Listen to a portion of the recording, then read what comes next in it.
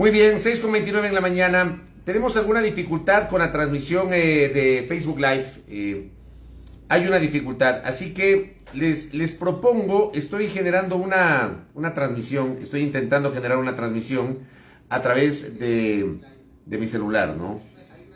Veamos si vale. Parece que sí vale en cambio.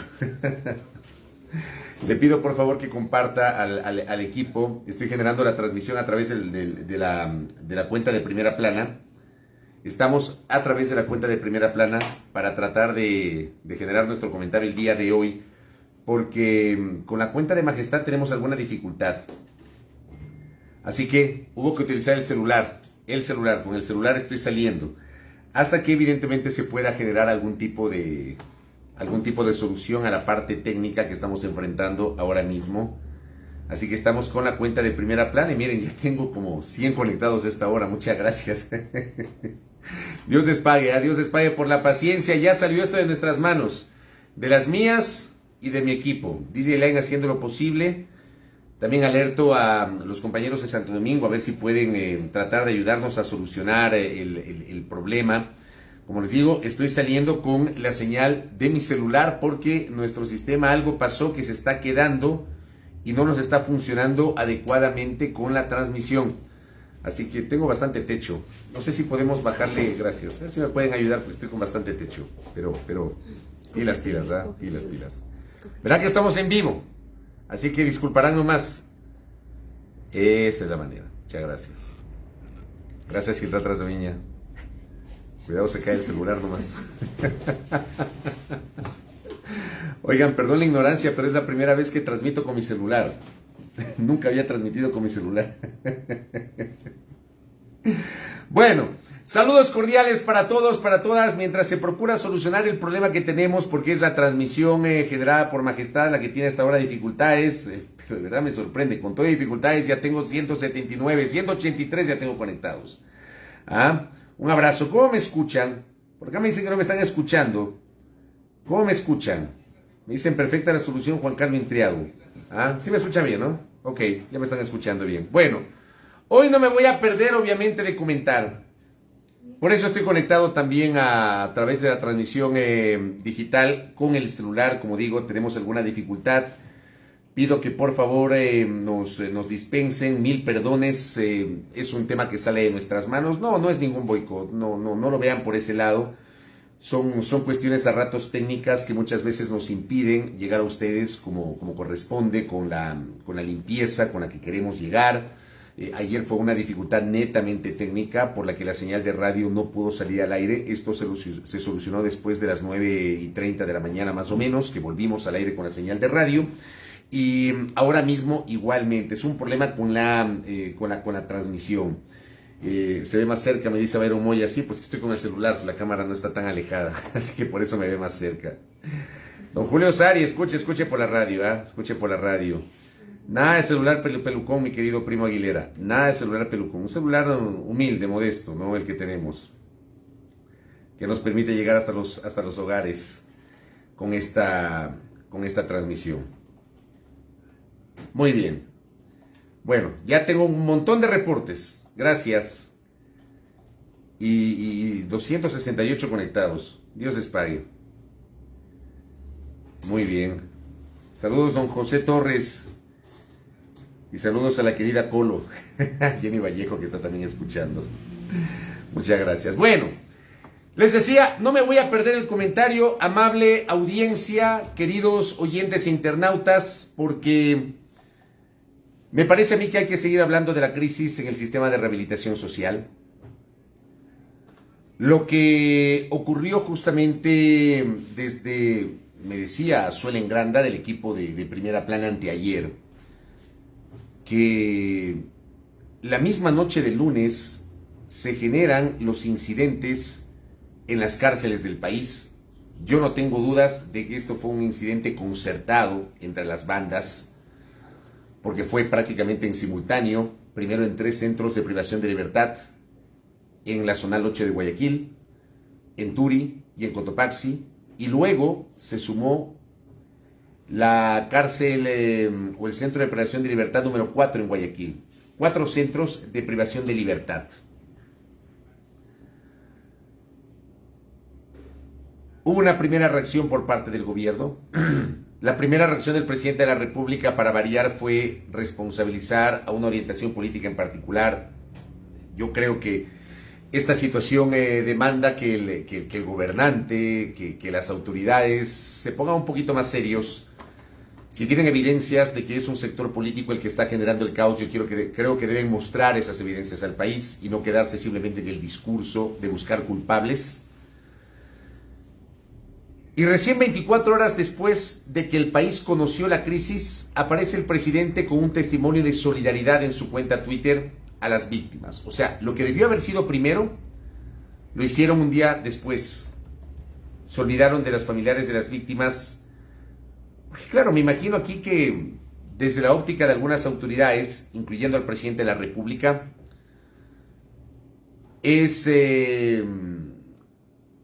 tal vez más fácil solidarizarse con la policía, con la fuerza pública y no con los familiares de las víctimas, entendiendo la naturaleza de lo que ha pasado y entendiendo que es el Estado el que tiene que precautelar la seguridad de los centros de privación de libertad.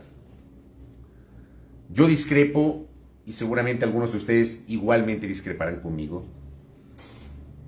Puede tratarse en algunos casos, y voy a decirlo con esta crudeza, puede tratarse de la escoria de la sociedad, como le llaman algunos. Estoy seguro que no son todos. Pero vamos a suponer que se trata de la escoria de la sociedad. La Constitución, los tratados internacionales de derechos humanos, establecen mecanismos para sancionar a esa, entre comillas, escoria de la sociedad. Y no se trata de hacer una limpieza social. Yo he leído mensajes en cuentas de Twitter, algunas supuestamente serias, a través de las cuales destacan lo que ha pasado, destacan esta suerte de limpieza social ocurrida en los centros de privación de libertad del país. Yo no puedo sumarme justamente a esa visión. No, yo tengo una visión totalmente distinta. Yo creo que este tipo de problemas tienen una génesis que es básicamente social. Por supuesto que tiene que haber reacción, o sea, para eso se tiene una policía, para eso se tiene una fuerza pública, para eso se tiene un sistema de rehabilitación social entre comillas, que no lo existe en el Ecuador, porque aquí no hay rehabilitación social. Aquí hay cárceles. Pero también hay que atacar los problemas que generan la delincuencia, los crímenes, que en muchos casos son netamente sociales y de esto poco o nada se habla. Se habla del populismo penal, se habla de solamente incrementar las leyes como si esta fuese la panacea exclusivamente para aquello. Y por supuesto, se requiere tener leyes mucho más duras. Se precisa que las leyes sancionen con el máximo rigor los delitos dependiendo de su gravedad, pero no es el único tema. Aquí ha habido además, como yo lo citaba el día de ayer, un uso y abuso de la prisión preventiva por parte de la función judicial. Decía, la primera reacción del presidente fue establecer el monitoreo correspondiente. Un día después, y el monitoreo correspondiente después de la felicitación al ganador de MasterChef, ¿no? Creo que es un tema del cual se ha hablado toda la semana, el tema de MasterChef. Porque de alguna manera devela lo poco importante que desde la cuenta Twitter del presidente de la República se considera como... se consideran las cosas realmente graves que ocurren en la República.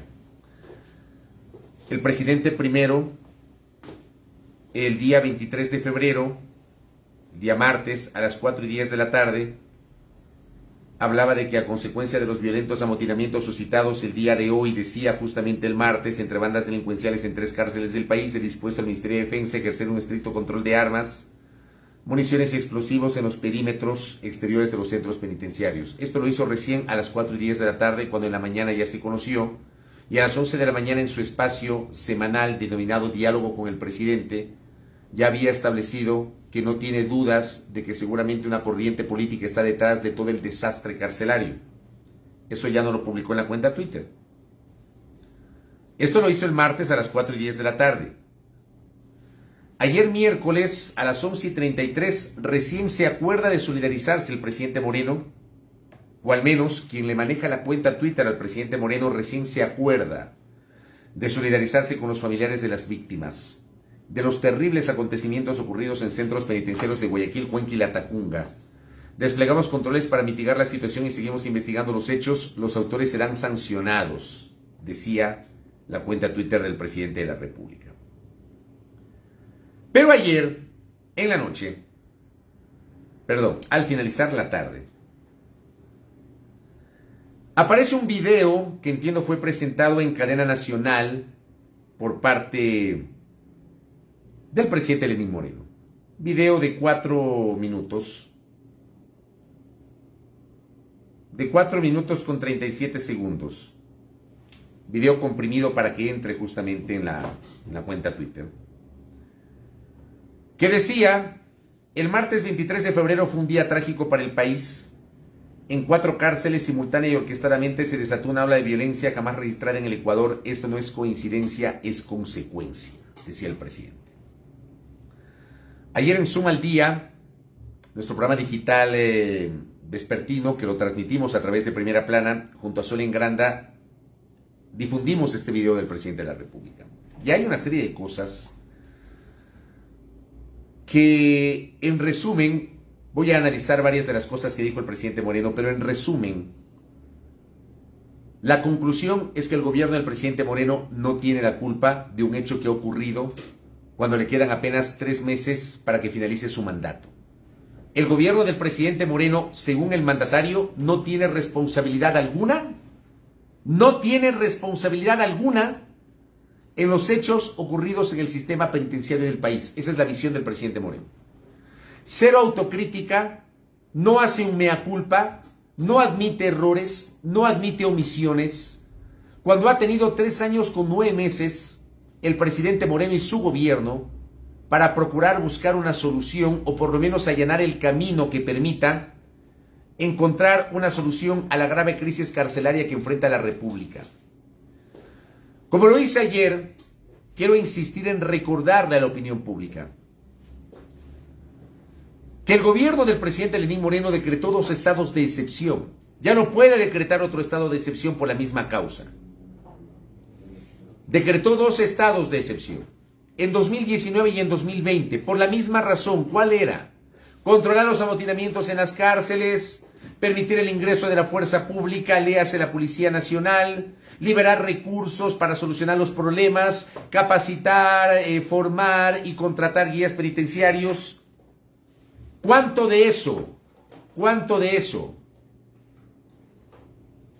se ha logrado concretar a lo largo de estos últimos años tras la emisión de los 2 estados de excepción por parte del presidente de la República? Cero autocrítica el día de ayer, créanme. Si es que no vieron el video, no les puedo compartir porque estoy con el celular transmitiendo. Mi intención era hoy que nos tomemos los 4 minutos con 37 segundos de la intervención del mandatario para hacer un análisis sobre aquello. Pero en esos 4 minutos con 37 segundos, 4 minutos con 37 segundos, no hay una sola palabra de autocrítica a las falencias que la gestión gubernamental presente ha evidenciado. Voy a resumir algunos de los elementos que citó el presidente. Para empezar, y que me parece más llamativo, y yo les traslado este comentario a ustedes en forma de pregunta. El 16 de julio del año 2009, los militares de los Estados Unidos empezaron su salida de la base aérea de Manta. Esto finalmente concluyó en septiembre del 2009, pero a partir del 16 de julio de ese día terminaron las operaciones de los militares de los Estados Unidos en la base aérea de Manta. Hace prácticamente 12 años. Hace casi 12 años. Yo pregunto, perdón mi ignorancia, y yo les traslado igualmente a ustedes. ¿Ustedes creen que un hecho que ocurrió hace 12 años, que fue la salida de los militares de los Estados Unidos de la base aérea de Manta, porque además el convenio ya no se podía renovar, el convenio suscrito en 1999 en el gobierno de Yamil Maguad, que tenía una vigencia de 10 años, ya no se podía renovar porque la Constitución de la República ya entró en vigencia en octubre del año 2008? Ya hay un artículo de la Constitución en donde se prohíbe la presencia de bases extranjeras en territorio ecuatoriano. Por el amor de Dios, lean la Constitución. Autoridades gubernamentales, revisen la Constitución. A la opinión pública le planteo, revisen la Constitución. La Constitución prohíbe el establecimiento de bases extranjeras en territorio ecuatoriano. Dicho esto, en 2009 ya no se podía renovar el convenio para la presencia de los militares de los Estados Unidos en el territorio ecuatoriano. Pero digo, esto ocurrió hace casi 12 años. ¿Qué tiene que ver eso? Hace más de una década, ¿qué tiene que ver eso con una disputa territorial de bandas en las cárceles ecuatorianas? Explíquenme porque yo no lo entiendo, tal vez soy yo el equivocado. Explíquenme porque yo no lo comprendo.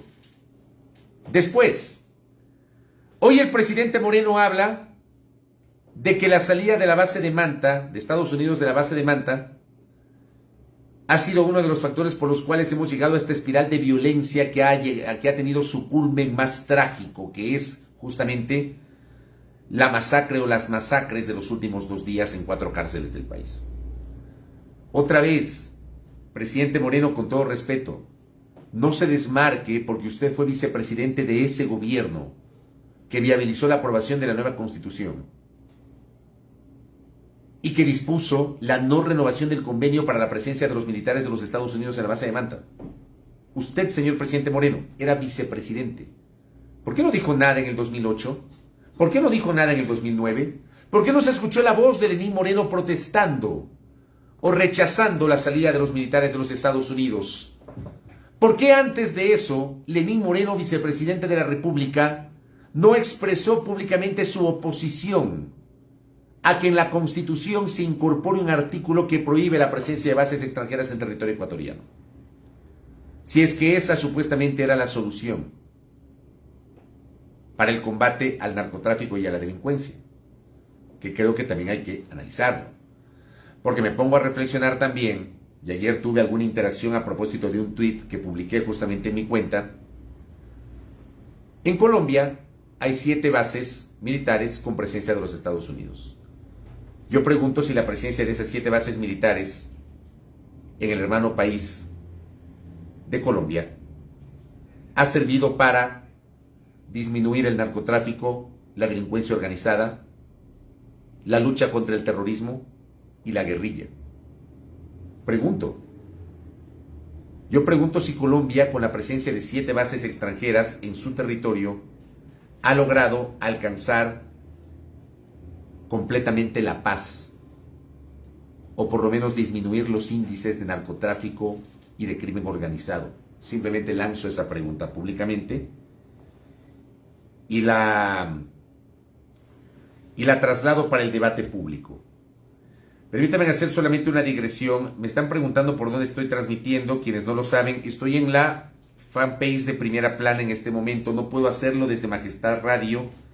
Tenemos alguna dificultad con nuestro equipo. Está trabajando DJ Line para tratar de solucionar el problema, pero no puedo transmitir por Majestad Radio, así que lo estoy haciendo por Primera Plana. Compartan. Por lo menos el comentario lo estoy compartiendo justamente a través de este medio digital y tengo muy buena conexión con nuestra audiencia. Más de 600 personas conectadas a esta hora, lo cual les agradezco. De verdad, Dios les pague por esta conexión y por escuchar a este periodista. Entonces, me llama la atención que hoy se menciona el tema de la base de Manta.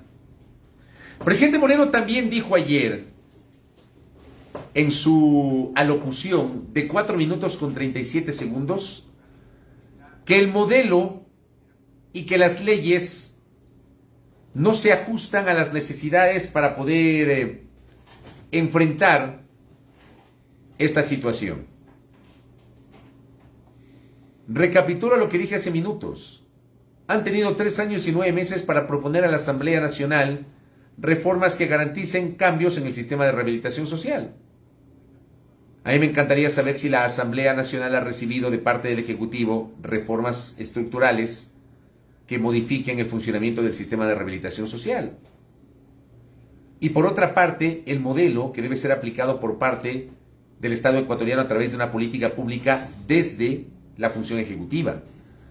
Lo que hicieron, por el contrario, a propósito del modelo, fue desarticular el Ministerio de Justicia, Derechos Humanos y Cultos, que era el organismo encargado justamente del sistema de rehabilitación social del país, y lo reemplazaron con un organismo de nivel inferior, que, como bien decía ayer Ricardo Camacho en la entrevista que tuvo con nosotros,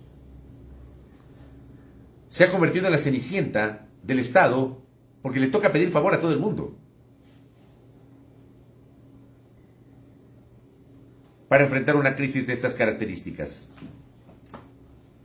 Le toca pedir favor a todo el mundo. De esto tampoco se habla. El gobierno no admite que no envió en su momento reformas, no impulsó reformas al sistema penitenciario.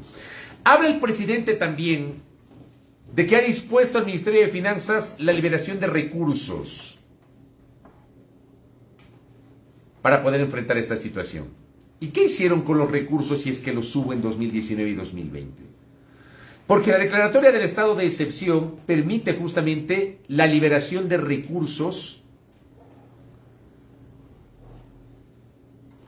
para poder enfrentar la situación de emergencia que origina ese estado de excepción. Sería interesante saber cuánto se destinó en 2019 si es que hubo eso, y cuánto se destinó en 2020 si es que hubo eso, en los dos estados de excepción por los temas carcelarios. ¿Cuánto se destinó para enfrentar la crisis del sistema penitenciario? Y ahora en 2021 dicen, he ordenado al Ministerio de Finanzas liberar recursos. ¿Cuántos y para qué? Esto no lo ha contestado el presidente Moreno y no lo dijo ayer. Aquí no se trata de hacer anuncios por hacer anuncios. Aquí hay que generar una respuesta al país con base en certezas. Y esas certezas no las tenemos por parte de la administración gubernamental.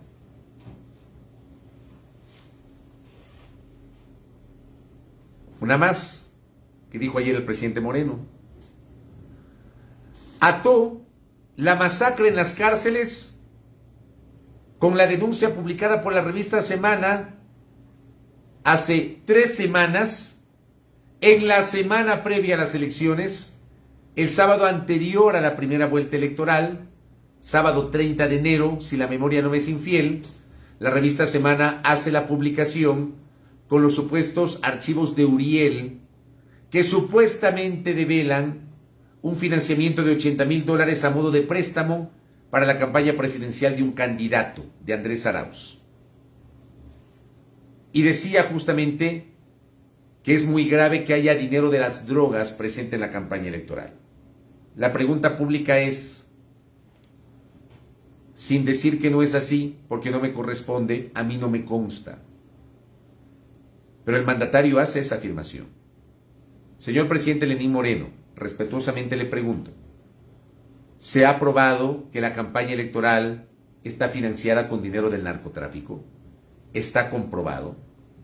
Está comprobado que el Ejército de Liberación Nacional le entregó $80,000 en calidad de préstamo al candidato presidencial Andrés Arauz para financiar las actividades proselitistas de esta elección.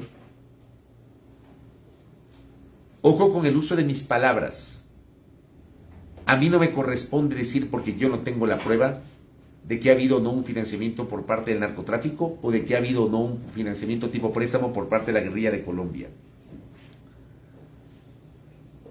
Me corresponde dudar, por supuesto, por mi condición de ciudadano, pero sobre todo de periodista. Y los periodistas vivimos de dudar.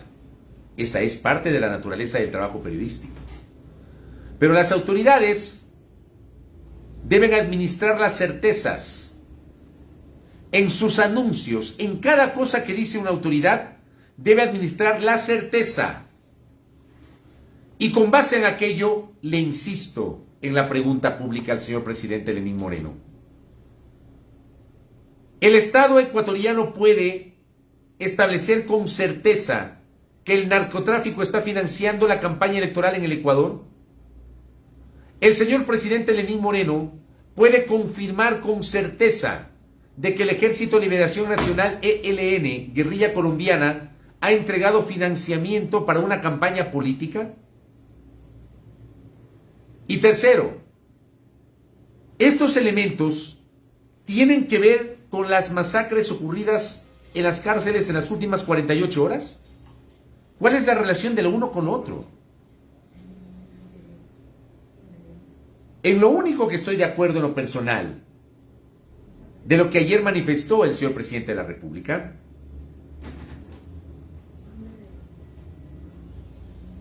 es en señalar que esto fue concertado. Está claro que hubo una concertación, es clarísimo, hubo una concertación. Entre las bandas, entre las cabezas de las bandas y entre las cárceles, para poder llevar adelante en simultáneo toda esta crisis que derivó en una masacre que no tiene precedentes en la historia de la República a nivel carcelario. Es la masacre más grave que ha tenido el país vinculada justamente al sistema de rehabilitación social. La historia recoge episodios terribles en la historia del Ecuador. Por ejemplo, aquella masacre en la ciudad de Guayaquil que inspiró la obra de José Joaquín Gallegos Lara, Las cruces sobre el agua. Se ha traído a colación, digamos, masacres que también han ocurrido acá en el Ecuador. Pero esta es la más grave de los últimos tiempos y no tiene precedentes en el caso del sistema penitenciario. Y para mí es clarísimo que hubo una concertación entre bandas. Pero pueden establecer con certeza que corrientes políticas estuvieron vinculadas a esa concertación. Pregunto yo. Creo que el gobierno tiene que, con mayor seriedad, probar este tipo de cosas. Y yo le voy a añadir algo más. Porque digo, estos 4 minutos con 37 segundos de ayer del señor presidente de la República, lo que hacen es confirmar las dudas respecto de lo que está ocurriendo, pero además la incapacidad que está evidenciando el gobierno para enfrentar una situación ocurrida justamente en su administración. En su administración. Di lectura a una nota del portal Primicias, que daba cuenta que 206 millones de dólares cuesta el plan para rehabilitar el sistema carcelario. Y quiero que escuchen los 3 primeros párrafos de la nota. Pónganle atención. La nueva crisis en las cárceles del país volvió a poner en escena los problemas en el sistema de rehabilitación social. Los constantes estados de excepción no han logrado solucionar el hacinamiento, el deterioro de la infraestructura, la falta de personal y sobre todo la violencia dentro de los centros de detención. La última masacre dejó 79 muertos en 4 cárceles en un día. Las autoridades investigan una lucha de poderes, pero en realidad estas muertes son solo una muestra de la acumulación de problemas y la desatención de este sector. Y aquí viene la parte más importante de la nota. De hecho, el Servicio de Atención a las Personas Privadas de la Libertad tiene desde diciembre del 2020 un plan de acción para el sistema de rehabilitación social, pero no se ha puesto en marcha. Tiene desde diciembre, desde hace 3 meses, un plan de acción para el sistema de rehabilitación social que no se ha puesto en marcha. El documento al que accedió el portal Primicias se elaboró después del último estado de excepción por emergencia carcelaria. La Corte Constitucional entonces dispuso que el gobierno elaborase un plan para salir de la crisis en el régimen ordinario, es decir, sin declarar emergencia. El plan para rehabilitar el sistema de rehabilitación social es una programación de 4 años. Recién esto lo han elaborado en diciembre, cuando les quedaba 5 meses para terminar el mandato. Recién se les ocurrió elaborar un plan para enfrentar la grave crisis del sistema penitenciario. Recién. Ya ha pasado enero, febrero ya se terminó, Próximo lunes ya iniciamos el 3er mes del año y no han aplicado ese plan. Esperaron a que ocurra esta masacre para poder empezar a aplicar el plan, que es un plan que al final tendrá que ser revisado por el próximo gobierno, sea Arauz o sea Lasso. El próximo gobierno tiene que revisar este plan y tiene que tomar correctivos. Los dos candidatos finalistas deben tomar nota de lo que justamente ha pasado con el sistema penitenciario para tomar decisiones en este sentido. De esto vamos a seguir hablando porque viene a ser la noticia trágica de la semana. Agradezco la enorme interacción por parte de la amable audiencia. Como digo, para cerrar el comentario, porque ya lo tengo a José Cabrera conectado, en unos minutos entro ya con la entrevista con el consejero del Consejo Nacional Electoral. Creo yo que es un error seguir buscando culpables en terceros y no admitir responsabilidades propias. Me parece que es el momento en que las autoridades hagan, con un sentido de autocrítica, un análisis de las acciones, de las omisiones y de los errores en el manejo del sistema penitenciario y se tomen correctivos que puedan ser aplicados con eficacia en los 3 meses que le quedan de administración. Y que los dos finalistas, Arauz y Lasso, tomen nota de lo que está ocurriendo y comiencen a pensar en que cualquiera de los dos que asuma el poder el 24 de mayo va a tener esta papa caliente que va a dejar el gobierno de Lenín Moreno. El manejo del sistema penitenciario, para reflexionar y para pensar. 7 en punto de la mañana, voy rápidamente con Silrad, un breve recorrido por redes e inmediatamente estaremos ya dialogando con José Cabrera. Le pido al consejero 2 minutitos que nos espere y ya empezamos justamente la entrevista con él. Silrad Trasdaviña, tenga la bondad. Muchas gracias, Fabricio. Vamos entonces con nuestro recorrido por las redes sociales y vamos a iniciar con los tweets generados por la Fiscalía que nos señala: juez dicta prisión preventiva para el exdirector del ISPOL Enrique E.M., Alfredo Daniel B.M., exdirector de Inversiones, y Santiago Patricio Tete, ex asesor jurídico. Para el exdirector David Iván P.S. dispuso arresto domiciliario debido al padecimiento de una enfermedad catastrófica. Vamos también a revisar qué es lo que pasa en algunos medios internacionales, en sus redes sociales a esta hora. CNN en español: el presidente de Cuba, Miguel Díaz-Canel, confirmó que empezaron a producir a gran escala su propia vacuna, la Soberana 2, que todavía espera resultados de los ensayos en fase número 3. Funcionarios estiman que podrán comenzar a aplicarla a los ciudadanos a partir del mes de abril. Así, Cuba asegura que ya produce a gran escala su vacuna contra la COVID-19 y la carrera por la vacunación mundial avanza de esta manera día a día. Vamos a revisar el Vacuna Gate, vacunatorio VIP y más. Son algunos de los escándalos y polémicas que han marcado la vacunación contra la COVID-19 en Latinoamérica. CNN despliega pues un informe con todos los principales escándalos que se han dado a propósito de esta vacunación irregular en América Latina. Reuters Latinoamérica: a 2 meses del inicio de las inoculaciones en Israel, la vacuna de Pfizer demuestra ser 94% efectiva en todos los grupos etarios y las enfermedades graves en casi la misma proporción. Además, Reuters Latinoamérica: en medio de las preocupaciones por la inflación, el presidente de la Reserva Federal de Estados Unidos, Jerome Powell, dijo que la dinámica de la inflación generalmente no cambia ni un centavo y que si surgen presiones sobre los precios, la Reserva Federal tiene las herramientas para enfrentarlo. Esto respecto a las noticias económicas que se están generando también en la Reserva Federal. Además, Javier Becerra, el nominado de la administración de Joe Biden para el Departamento de Salud de los Estados Unidos, dijo al Senado: nuestra seguridad sanitaria realmente depende no solo de controlar el COVID-19 dentro de nuestras fronteras, sino fuera de nuestras fronteras. Es decir, están pues ya analizando una política pública respecto a este tema, y lo que ha dicho Javier Becerra, nominado de la administración de Joe Biden, es que la seguridad sanitaria de los Estados Unidos realmente depende no solo de controlar al COVID-19 dentro de las fronteras, sino también extender las políticas fuera de las fronteras de los Estados Unidos. Este es el debate a esta hora también en ese país. Reuters Latinoamérica nos trae información: la última estatua en España del ex dictador Francisco Franco fue retirada de la ciudad de Melilla, un enclave del país europeo en la costa noreste de África.